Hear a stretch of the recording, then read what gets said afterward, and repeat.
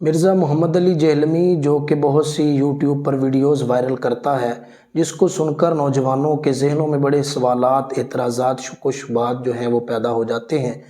وہ پوچھتے ہیں کہ کیا واقعی ایسے ہی ہے جیسا کہ مرزا نے کہا، جیسا کہ وہ کہتا ہے کہ صدیق اکبر فاروق اعظم کہنا یہ مولویوں کی بدعت ہے۔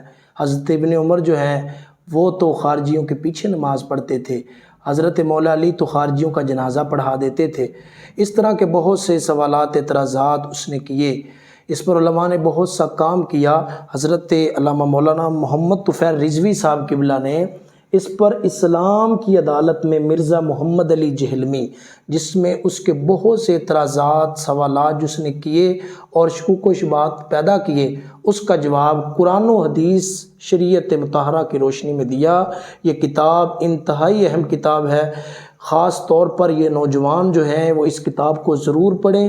علماء خطباء جو ہیں اس کتاب کا مطالعہ فرمائیں اور اس کتاب کی آگے سے زیادہ جو ہے وہ دعوت دیں۔